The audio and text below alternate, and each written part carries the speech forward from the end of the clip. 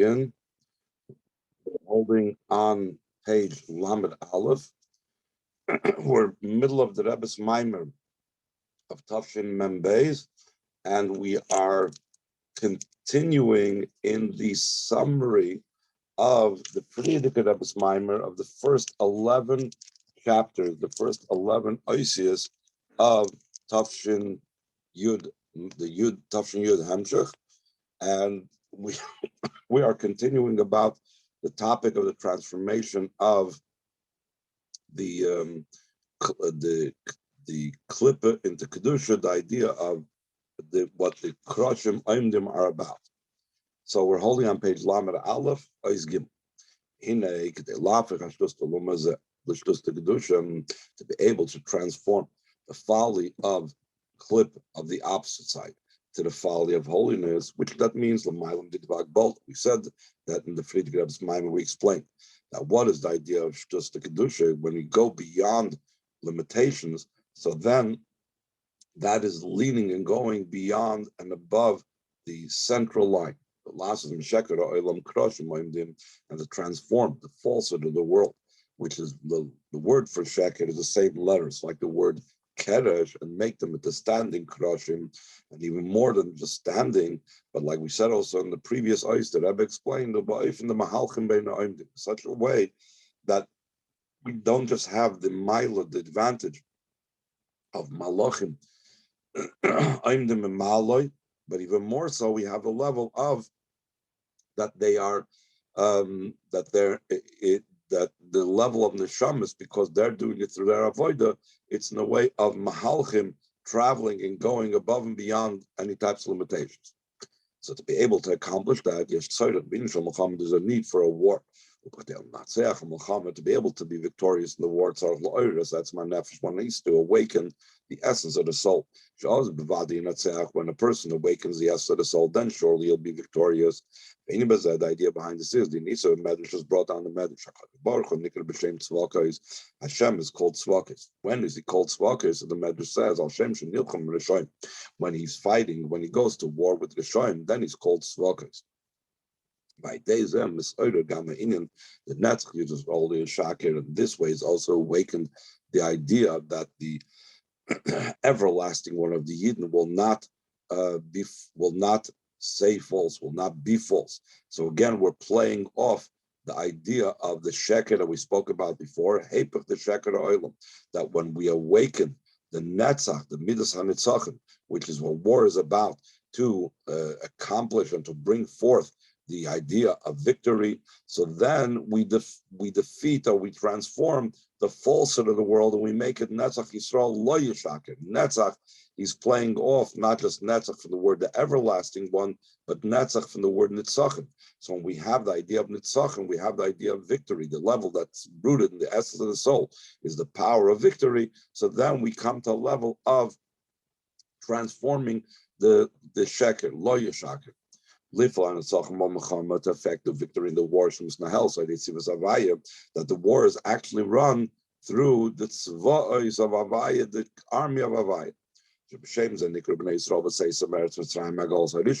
Yidden are called Tzivos Avaya when they left the land of Mitzrayim, the first exile. In other words, the end of Parshas Boy. It says over there, so Yidden are also called an army. From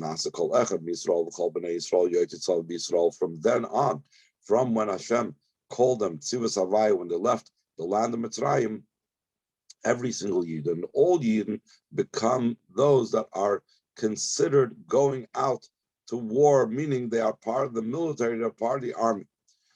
Meaning, what's it mean that they're part of the army? Because they accomplish what the army has to accomplish. Malat Kidoi, they fulfills his mission. Which the mission is, I was created to serve my maker, specifically in this low world, to illuminate the darkness of the world. How was that done? I did it through the victory in the war, that he has the war with the darkness and the concealment and covering of godliness. For the sake of the victory that the army has to accomplish. Yes, in the business there's the idea of the treasures being spread out and given out without an accounting for it. Like we see with the kingdom of the earth. In other words, that Chazal say, that the kingdom down here on earth is similar to the kingdom above. Chassidus always says, because it's nishtal shalom, because kingdom and kingship down here comes from the kingship above. So therefore, we can use this as an example to understand how kingship works by Hashem. Just like we say in general, my flesh I will perceive godliness, because since down here our neshama and our bodies come from above, so therefore it can be used as a metaphor and emotion to be able to understand above. So we see down here by a kingdom, by a government down here below. For the sake of being victorious in war, the king expends all of his treasures and the treasures of his forefathers. In general, he doesn't use it for his own needs. And despite the fact that he doesn't use it for his own needs, top of page Lamed Beis, still in all, the king will use them. Not just that he uses them, but he completely gives them out without any calculation, without any type of being thrifty about it, and so on. Why? For what sake? To be victorious in the war. And how does he do so? Through giving them to the members of the people that are doing the war. In other words, the actual soldiers. So just like it's down here by a human king, so too so too concerning the treasure of Hashem that they give to the army of Hashem. What is that treasure? So the Rebbe goes into a few details in that. One thing is that's the treasure of fear of Hashem that's in the person. Like it's explained in a different place. This is a Maimer Chazal, that there's an oitzer of Yerushalayim, that it says in Gemara Brachos, every person has a treasure of Yerushalayim. It's something hidden away within him, just like a treasure is something that's hidden away. And that treasure of Yerushalayim, a person is given to be able to be victorious in the war. That's what it means that the king expends and gives out his treasures for victory to the soldiers. And also the general idea, like we have in Tanya, that the Alter Rebbe brings from the Gemara, if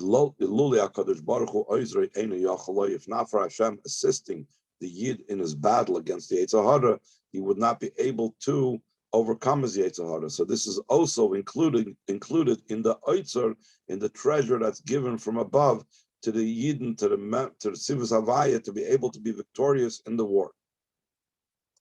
And then he goes on, through that, we're victorious in the war. Then the Rebbe goes on, we're not just victorious in the war, but we come to a higher level, until it goes beyond the level of war. Our soul is being redeemed in peace. Like explained in many places.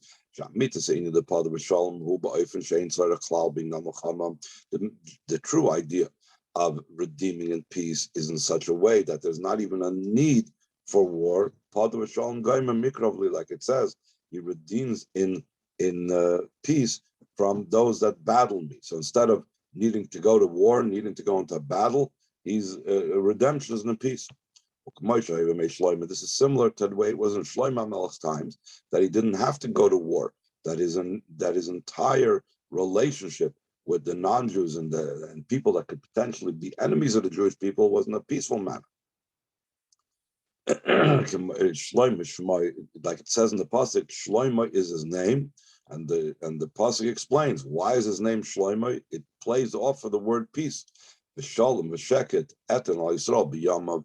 I will give peace and tranquility upon the Yidden in his days. So that is an indication of what the idea of peace is. The idea of peace is something that that he says is something that's the true victory in war, in such a way that it's in a peaceful manner.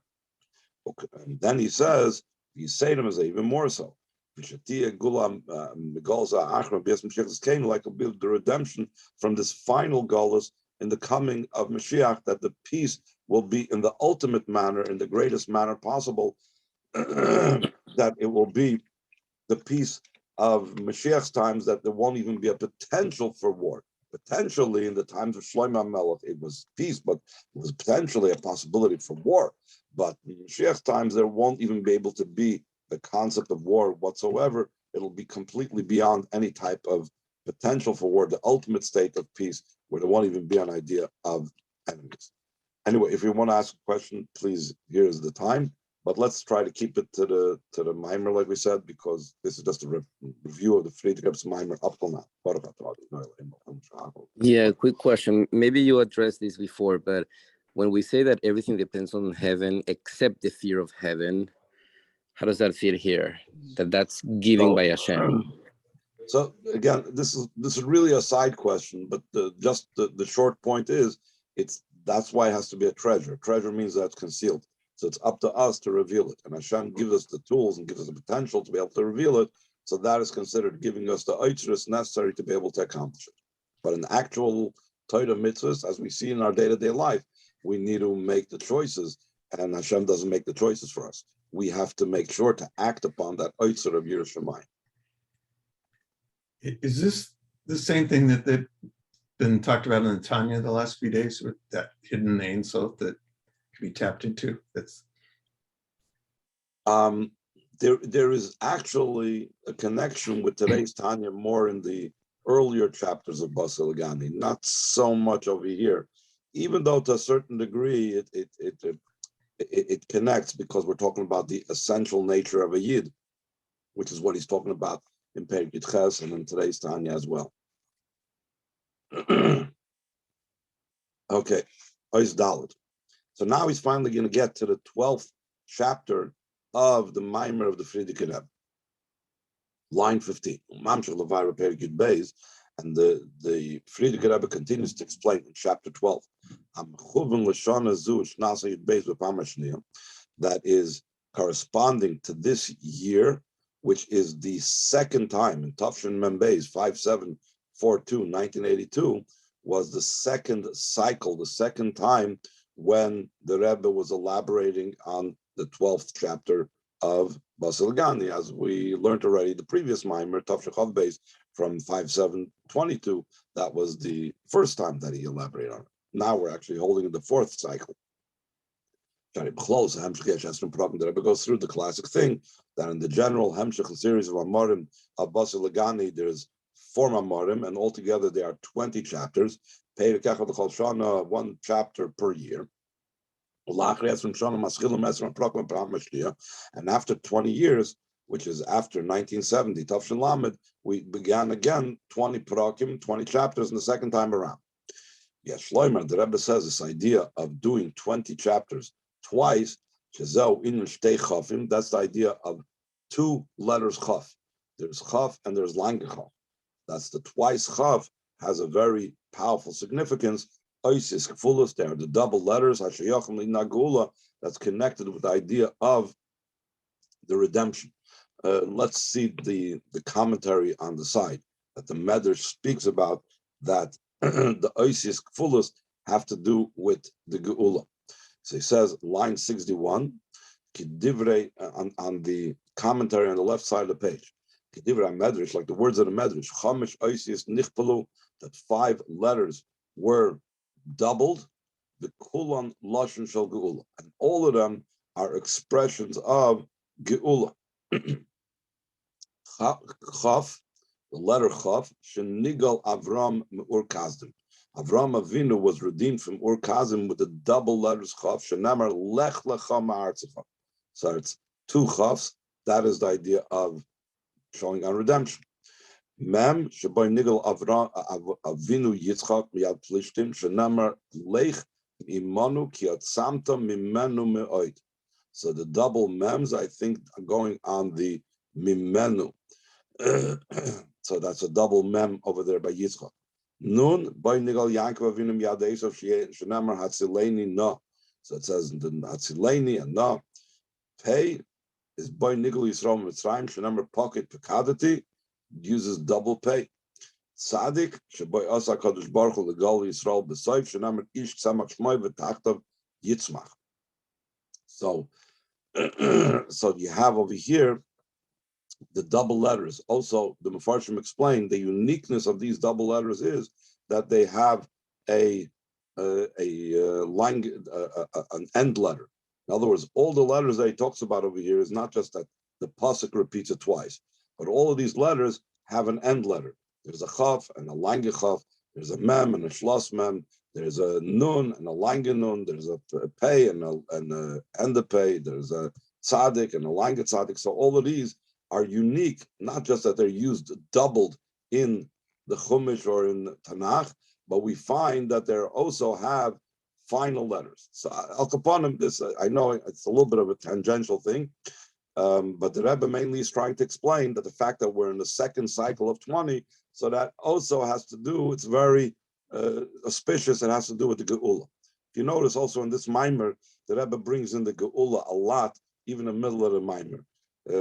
At the end of the previous Ois, he brings in the Geula. At the end of Ois Beis, the Rebbe brings in the Geula. And usually the Rebbe leaves the brachas about the Geula through Mashiach Tzidkenu. The Rebbe usually leaves it for the end of the Maimer and the bracha part of the Maimer. But here we see it a few times the Rebbe already inserted it. Okay, just a side point. Further in line 21, after the brackets, so in the 12th chapter, he explains Inyan ha'oitzer al-maila, the idea of the treasure above. What's the idea of treasure that is by Hashem's treasure? Before we were talking about the treasure that there is to be found in the Yid. There's the Yid has the oitzer shel Yerushalayim, or the Yid has the HaKadosh Baruch Hu oizroi. Now in the 12th chapter of the Friedrich Rebbe's Maimer, he's going to speak about what does it mean by Hashem. Just like a king has these treasures, what does it mean by Hashem a treasure? So he explains that based on what the Tikkun Zohar says. The infinite light of Hashem is above to no end, and he's down here below to no end. This means to say, the treasure is going on that first thing, that how high it is. The fact that it's so high, we know it means, like the continuation after Oisid Beis, he explains that. So it's not the lamata mata the intachlis part. It's not that aspect of the Oirin Sof. It's not that level of the Oirin Sof that's lamata mata the intachlis that's considered the oitzer. The oitzer, the treasure, is what's concealed. The treasure is what's not revealed, and we know that that's the meaning of lamai lamai and ketz.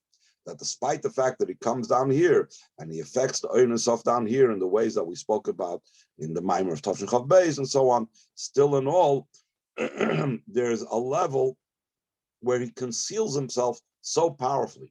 And that concealed level, that is the oitzer that he gives us to be able to be victorious in the war. Ella, so the Rebbe goes on to say, so if the oitzer is the Lamaila den Ketz, so why is he explaining about Lamata Mata den Tachlis over here in the Maimer? So he says to be able to understand the Lamaila den Ketz, we have to go to the Lamata Mata den Tachlis, to be able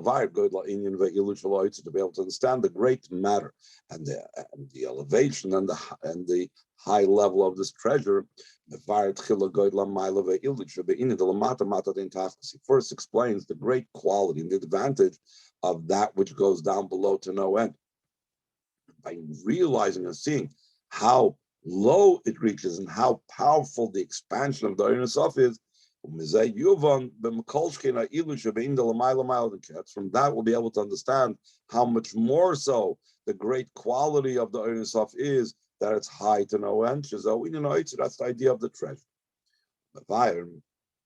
And the Friedrich Rebbe goes on to explain in Oisid Beis, in the 12th chapter, what is the meaning of the title and the expression Ein Sof, the infinite light?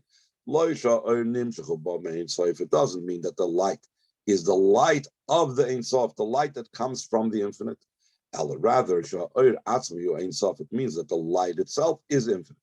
Now the question is why? The reason why the light itself is infinite, because the light is similar to the luminary. Though it's only a ray, it's not the essence, but still in all. That is its advantage and quality, that it's similar to the luminary. Since the essence of the luminary is completely pure and non-complex and not made up of parts, and it's infinite. It's the total and complete and perfect infinite. To such degree that he's even beyond all the definitions and categories of end and beginning. So the truth is that the Hashem's essence, to even define it and to even say the terms, he has no end, or even say the terms, Ein L'Tchila, he has no beginning, is already a definition that is really cheapening, if you will, Hashem's essence. But regardless of that, he is truly without an end. Therefore, also the light that is similar to the luminary also has that characteristic, that it's also without end. That's what it means, that the Oir is Ein Sof, that the light itself is without an end. So that's the first thing that the Frierdiker Rebbe says before explaining the next statement, that Oir Ein Sof lamata mata din tachlis. So first he has to define what is the Oir Ein Sof. So the Oir Ein Sof is that the light itself is infinite. And why is it infinite? Because it comes from the Moed. Now he goes to the next part of the statement, that's lamata mata din tachlis. Pirish Oir Ein Sof lamata din tachlis. So what does that mean? Gam kefish nimshach lamata mata. Even the way it comes down here below, B'chinas Ein Sof, it's in a way that's infinite. Though to be able to have an existence of the world down here below, it was necessary to be an idea of constriction, an idea of limitation. Afal became still in all, even the way the light comes down here below to no end, it's in a way that it's without end, without boundary. Explain the mimer, the detailed matters of it. The Yisayim is even more so. In other words, and the Rebbe is just going to skip over that part.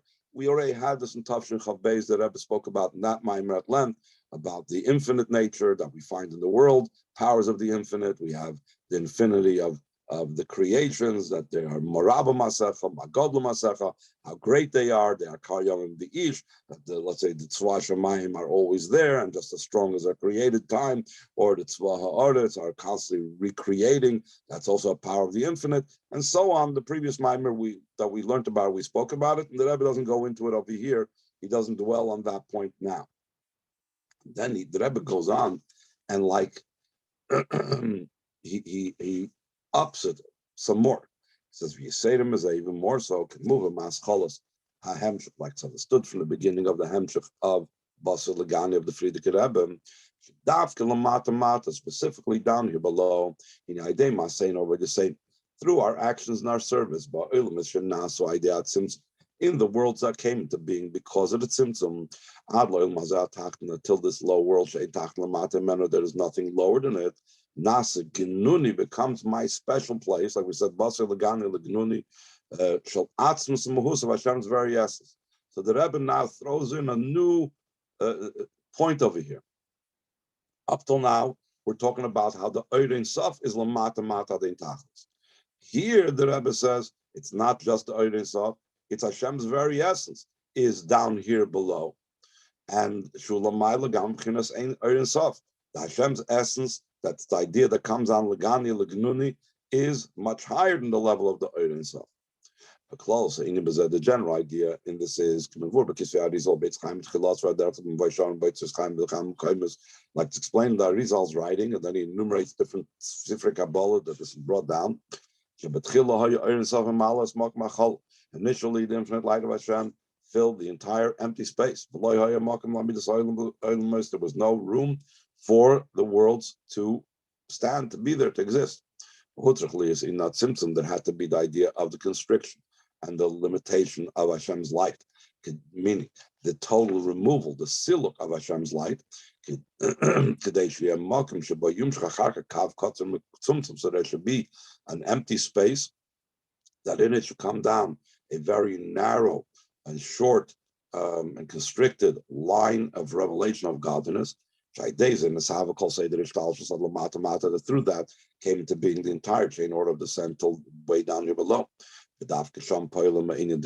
Only over there we affect the idea of my special place. That over there Hashem's very essence is found over there.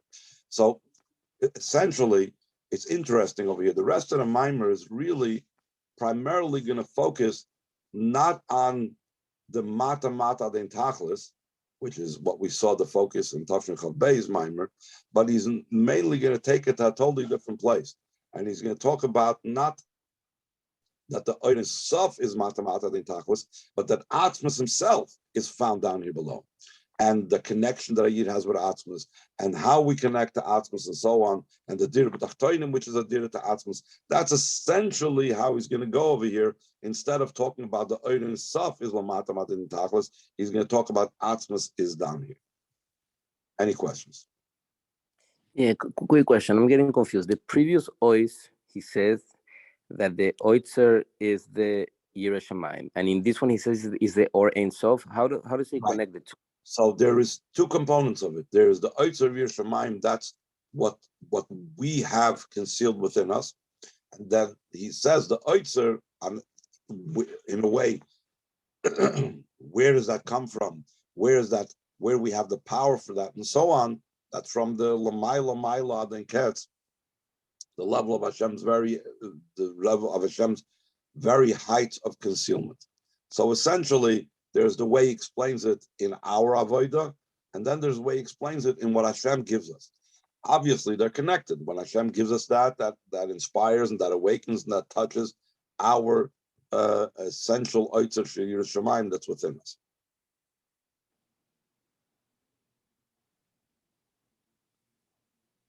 Okay, Oishei. So now the Rebbe is going to go, like I said, the Rebbe is going to focus on the connection with Atzmus that we're talking about over here. Line 16. He says, we can connect it with the well-known statement that our leader of our generation, the one whose yahrzeit is, in other words, Yitzchak's yahrzeit is the Friedrich Rebbe, he brings from Alter Rebbe al Pasuk, who is like Hashem, our God, in all that we call to him. These are the Pardes of Shem Sifri. The Pardes, which the Kabbalah Sefer brings down the name of Sifri, a love of midosav. That the point is we have to call him and not his attributes. So the Pardes elaborates what is the Sifri trying to tell us. The Farish on Pardes, and the Pardes explains that the midos would be talking about the Kalim themselves, the Kalim of Chachma, of Chesed, and so on. So we say, no, do not daven to the Kalim, do not daven to Hashem's Chachma or Chesed or Malchus, but we're davening to the Oid of Hashem that's enclosed in the Kalim. That's the Pardes' explanation. The Baal Shem Tov Perish, and the Baal Shem Tov explains a little bit different. She'elav koy ala kus shebekelim guf. Elav is going on the godliness of Elikus itself, meaning that every keli has its own chayas in addition to the light that shines through the keli. There is its own shoydish, or its own power that gives the energy to the particular keli itself. And this is a discussion, this is a difference between the Pardes and the Baal Shem Tov when we say the name Kael, Alakim, and so on, all the 7 names of Hashem that are not allowed to be erased. What are we referring to? So, a love Medosav tells us right away, we're not referring to the Kalim of the spheres. So what is Shem Kael referring to? What is Shem Elakim referring to? So according to the Pardes, it's talking about the Oir that's enclosed in Spheres HaChesed, for example, or the Oir that's enclosed in Spheres HaGvura. According to the Baal Shem Tov, it's talking about the Chayas of the Keli, the Chayas of the Kli HaChesed, what creates the Kli HaChesed. That is Shem Kael, the Chayas of the Lakus that creates the Kli HaGvura, that's Shem Elakim, and so on. But the main point is, both according to the Pardes and Baal Shem Tov, we don't daven to the attribute of Chachma or Chesed, we daven to the godliness that possesses that attribute. And what that godliness is, so that's a nuanced difference if we're talking about the Oir or we're talking about the Chayas of the Keli. But further, the Alter Rebbe makes it even more simpler in a way. But the simple explanation, the way the Alter Rebbe explains, a love midosav, she'elav koyal atzmus. Elov is going in Hashem's essence. Don't talk to me about Kale and Elokim and the Oidus to the Kalim. It's talking about Hashem's essence. Zel b'chol kareinu love. That's what it means to all who call him. The tefillah and shekol echad v'achs Yisrael. The tefillah of every single man and every single woman of the Jewish people. Who loyal b'chiras ha'oidus from slap from b'kalim. Top of page lamed hey. Not to the level of the lights that are enclosed in the vessels. Begam loyla oidus k'moshem b'fnei atzmim, and not even the lights the way they are on their own. Meaning, there's a level of the oidus the way they even before they came down to the vessels. Even to that, according to the Alter Rebbe, that's not the pshat of a love of Elohim Midaisov. But rather to Hashem's very essence. And later the Maimer is going to connect it. But what the Alter Rebbe used to say during davening, he used to say, I don't want anything else. I only want you yourself. In other words, again, the focus of the Alter Rebbe is Atzmus. And this is going to be the point of the Maimer over here, our connection with Atzmus, both in our davening and how it comes down here into this world. Then the Rebbe goes on line 4. This is also connected also with the teaching of the Baal Shem Tov. HaKadosh Baruch Hu also comments in Tzum, Derech Kama Olam B'Sar Hashem, made many tzimtzumim via many worlds. So that should be La Adam, Aidei Avodah, the person should accomplish through his avodah Achtus HaKadosh Baruch Hu, oneness with Hashem. Which if there would not be the tzimtzumim, the person would not be able to be revealed as a separate entity. So therefore, he would not be able to unite with Hashem the way he unites now. That happens only after the separation from Hashem's being. Through the avodah vayid nas HaKadosh Baruch Hu, which also comes and becomes the unity with Hashem. That Hashem made many constrictions. That's the level of Hashem's essence that was responsible for all the tzimtzumim. That in all these different levels, it's applicable to either say there's a tzimtzum or at least negate the idea of tzimtzum.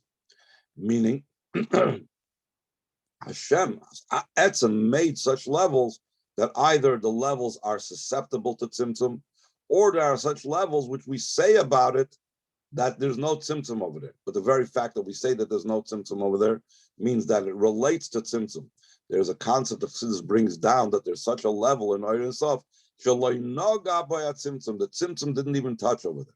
But the very fact that you need to negate it and say tzimtzum, that's because we're dealing with a level of Oyer. And since we're dealing with a level of Oyer, there might have been a possibility to think that a tzimtzum would apply over there.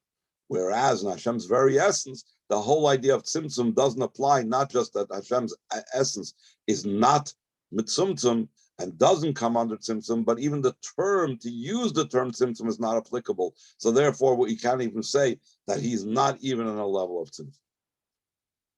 So then he goes on further and says, it's